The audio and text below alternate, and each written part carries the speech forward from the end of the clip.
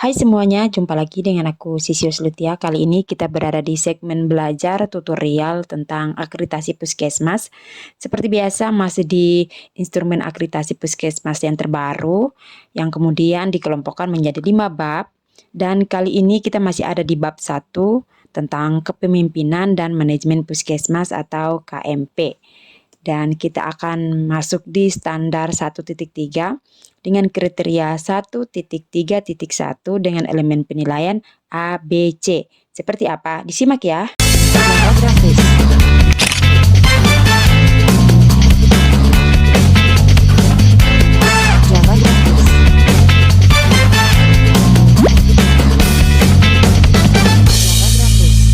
Nah, seperti yang kita ketahui bersama bahwa di instrumen yang terbaru ini itu semuanya menggunakan metode kode RDOWS. Nah, ini adalah sedikit penjelasan dari kode-kode tersebut. Seperti yang sebelum-sebelumnya sudah aku sampaikan. Dan berikutnya kita ke elemen penilaian di mana dilakukan analisis jabatan dan analisis beban kerja sesuai dengan kebutuhan pelayanan dan ketentuan peraturan perundang-undangan. Nah, di situ ada bukti analisis jabatan, bukti analisis beban kerja, dan juga ada bukti pelaksanaan analisis minimal ada daftar hadir, ada natulen, dan disertai dengan foto kegiatan. Nah, kita mulai dulu dari yang kuning. Yang kuning itu adanya bukti analisis jabatan. Nah, bukti analisis jabatan ini dibuat oleh bagian KTU di bagian tata usaha ya yang membuat bukti analisis jabatan. Nah, kemudian bila di puskesmas tersebut ya belum ada pelatihan tentang analisis jabatan di puskesmas. Nah, diuntungkan tuh puskesmasnya. Diuntungkan karena belum ada pelatihannya. Nah, bagaimana caranya kalau untuk mendapatkan bukti analis jabatan? Puskesmas, dalam hal ini kepala puskesmas menyurat ke dinas kesehatan di bagian kepegawaian di dinas kesehatan. Kasubagnya itu disurati untuk meminta analisis jabatan dibuatkan analisis jabatan untuk puskesmas Bapak dan Ibu. Nah, begitupun juga dengan bukti analisis beban kerja. Nah, bukti analisis beban kerja juga itu kalau di puskesmas belum ada pelatihan sama sekali, ya otomatis di puskesmas itu belum tahu nih caranya untuk menyusun analisis beban kerja. Nah, terus kemudian sebelum menyurat ke dinas kesehatan itu puskesmas harus membuat rapat. Nah, membuat rapat terkait dengan pelaksanaan analisis minimal kalian itu harus punya bukti. Kalau kalian bikin rapat harus punya bukti. Nah, rapat itu atau setelah dilakukan pelayanan sebelum pulang teman-teman ya, sebelum mereka pelaporan hari itu bisa dilakukan rapat terkait dengan bukti pelaksanaan analisis jabatan ini. Jadi nanti yang disiapkan itu daftar hadir, natulensi, dan juga jangan lupa dokumentasi. Nah, contoh daftar hadir, natulen, dan itu sudah aku taruh di sebelum-sebelumnya, jadi tidak aku tampilkan ya, teman-teman. Nah, untuk EPA-nya itu seperti itu. Terus kemudian nanti ya, Kepala Puskesmas dan KTU itu dimintai keterangan terkait dengan penggalian informasi tentang proses penyusunan peta jabatan dan uraian jabatan serta kebutuhan tenaga. Jadi seperti itu. Berikutnya yang EPB, di mana disusun peta jabatan, uraian jabatan, dan kebutuhan tenaga berdasarkan hasil analisis jabatan dan hasil analisa beban kerja.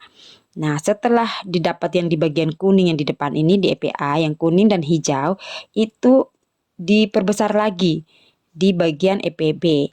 Jadi itu dia dibikin petanya itu jangan teman-teman mengira kayak bikin peta apa gitu, tidak. Kalau mau bikin juga boleh. Jadi petanya itu bentukan dari puskesmas di tempat kalian. Jadi dibuka peta kayak ini loh ruangannya KIA, ruangan ini itu dibikin kayak bentuk petanya. Nah, berarti ditulis di dalam bahwa di dalam sini ada jabatan ini, terus kemudian uraian jabatannya apa saja, dan kemudian beban kerja apa saja. Kalau itu kan pasti tidak muat kan ya teman-teman. Jadi dibikin dalam bentuk tabel juga boleh. Jadi dia modelnya itu seperti duk. Ya, dia seperti duk, modelnya seperti itu, dibikin tabel juga boleh, dibikin peta ruangan bentukan puskesmas juga boleh. Nah, itu di dalamnya itu ada jabatan. Jadi mulai dari atas, mulai dari kepala puskesmas turun sampai di penanggung jawab kegiatan, sampai di supir-supir juga ditulis ya teman-teman. Terus kemudian ada uraian jabatan. Nah, jadi dijelasin nih apa yang dia bikin di situ. Nah, terus kemudian ada namanya dokumen kebutuhan tenaga. Dokumen kebutuhan tenaga itu yang mana? Yang ini, yang ada di yang kuning dengan hijau di EPA.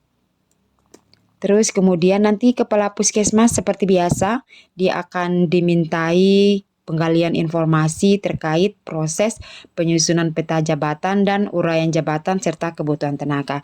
Jadi kepala puskesmas dan KTU itu mereka akan ditanya oleh surveyor terkait dengan peta proses penyusunan jabatan. Jadi untuk proses penyusunan jabatan itu digali informasi ke belakang. Jadi kenapa kalian membuat peta jabatan seperti ini? Kenapa kalian harus membuat peta jabatan? Alasannya apa? Dimohon untuk jangan menjawab kayak iya karena di instrumen akreditasi diminta jadi kami bikin, bukan seperti itu jawabannya, tetapi jawabannya itu adalah apa yang membuat kalian harus membuat peta jabatan. Jadi salah satu jawaban yang paling konkret itu adalah untuk mengetahui berapa jumlah tenaga yang ada di sini yang apakah sudah memenuhi syarat atau belum. Itu salah satunya seperti itu. Terus kemudian nanti ditanyai tentang uraian jabatan. Jadi uraian jabatan itu bukan hak berarti, kan banyak tuh uraian jabatannya. Tapi jangan sampai dihafal, tapi minimal dimengerti lah gitu jawaban yang akan disampaikan ke surveyor. Terus berikutnya dilakukan di EPC, dilakukan upaya untuk pemenuhan kebutuhan tenaga baik dari jenis, jumlah maupun kompetensi sesuai dengan peta hasil jabatan dan hasil analisis beban kerja.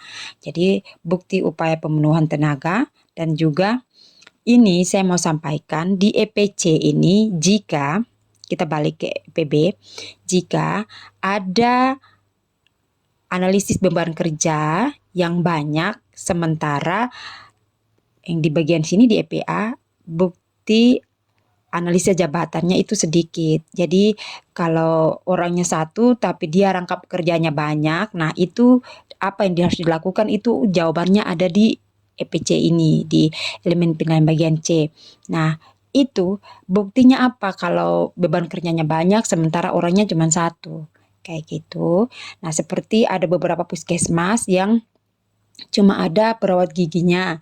Nah, teman-teman, cuma ada perawat gigi, dokter giginya tidak ada. Misalnya ya, teman-teman, itu bagaimana untuk melakukan bukti upaya pemenuhan tenaga. Nah, untuk bukti upaya pemenuhan tenaga yang dilakukan oleh puskesmas itu adalah menyurat ke Dinas Kesehatan, meminta dokter gigi untuk ditempatkan di tempat Bapak Ibu semua di puskesmas kalian ya. Nah, kalau nanti misalnya menyurat terus kemudian belum ada jawaban atau apa itu tidak masalah. Yang penting puskesmas sudah berusaha gitu. Ada juga memang di beberapa tempat ada puskesmas yang kayak dia kan ada kriterianya gitu. Mungkin kalau di kriteria puskesmas yang terpencil mungkin dokter giginya tidak ada. Karena apa? Masalah peralatan gitu. Jadi kalau ada biasanya itu di puskesmas dengan kriteria perkotaan dan pedesaan. Sementara yang terpencil memang jarang ada untuk masalah peralatannya. SDA-nya ada tapi alatnya tidak ada. Makanya itu yang menjadi kendala yang dialami oleh puskesmas. Nah, nanti Kepala Puskesmas dan KTU itu dimintai keterangan lagi sama dengan yang di EPA dan EPB terkait dengan bukti upaya pemenuhan tenaga. Nah, itu dia ya teman-teman yang bisa aku sampaikan karena di di standar 1.3 ini itu dia membahas tentang beban kerja. Sementara di beberapa puskesmas itu belum ada pelatihan terkait dengan ABK ini, ya. Untuk itu teman-teman ya jangan khawatir ya terkait dengan ABK ini, jangan khawatir karena Dinas Kesehatan itu juga menggenjot ya, berusaha untuk kayak mengkontrak, terus kemudian pemenuhan SDM di puskesmas. Nah, itu dia yang bisa aku share ke teman-teman. Semoga bermanfaat. Sampai jumpa. Dadah.